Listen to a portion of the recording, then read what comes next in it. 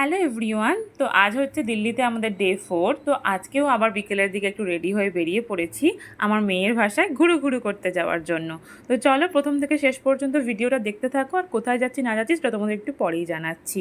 তো হোটেল থেকে বেরিয়ে দেখো আমরা একটু ওয়েট করছিলাম টোটোর জন্য, তারপর টোটো করে চলে এলাম মেট্রো স্টেশনে। মেট্রো স্টেশনে এসেই না আমাদের একটু খিদে খিদে মতো পাচ্ছিল। তো সামনেই এই মোমো স্টলটা দেখতে পেলাম, তো এখান থেকে আমরা নিয়ে নিয়েছিলাম 1 প্লেট মোমো। তো মোমোর টেস্টটা ওই মোটামুটি মতো ছিল। তো আমরা যখন শিলংয়ে থাকতাম না, আমাদের ইউনিটের ভেতরে একটা আন্টির মোমোর দোকান ছিল। তো আমি যেখানে যত মোমোই খাই না কেন, ওই আন্টি যে মোমোটা বানাতো না, ওই টেস্টটা আমি আর কোথাও পাই না। ওটা না সত্যি অসাধারণ খেতে ছিল, একদম পাহাড়ি মোমো। তো যাই হোক, এরপর আমরা মেট্রো করে চলে এসেছিলাম আমাদের ডেস্টিনেশনে। ও তোমাদের তো বলাই হয়নি, আজ আমরা এসেছি সরোজিনী মার্কেটে।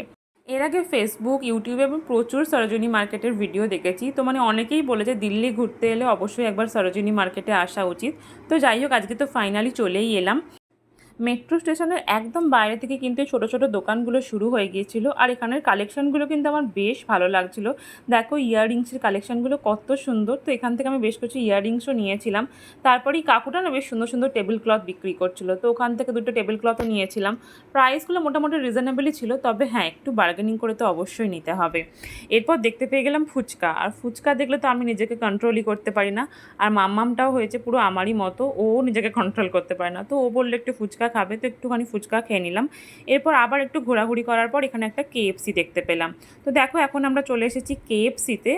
আর এখান থেকে আমরা দেখো একটুখানি চিকেন স্ট্রিপস আর ফ্রাইস অর্ডার করেছিলাম। তো প্রথমে ভাবছিলাম যে কোল্ড ড্রিঙ্কটা নেবো না, কারণ কদিন এদিক ওদিক ঘোরাঘুরি করার ফলে আমার গলাটা খুব ভালো রকম ব্যথা হয়ে গিয়েছিলো। তো পরে আবার ডিসিশান চেঞ্জ করে একটু কোল্ড ড্রিঙ্কও নিয়ে নিলাম। তো দেখো তারপর খাওয়া দাওয়া করে আবারও একটু ঘোরাঘুরি করে এখন চলে যাচ্ছি হোটেলে। তো আজকে এখান থেকে কী কী শপিং করলাম সবটাই তোমাদের সঙ্গে পরে একটা ভিডিওতে শেয়ার করব। তো চলো আজকের মতো টাটা।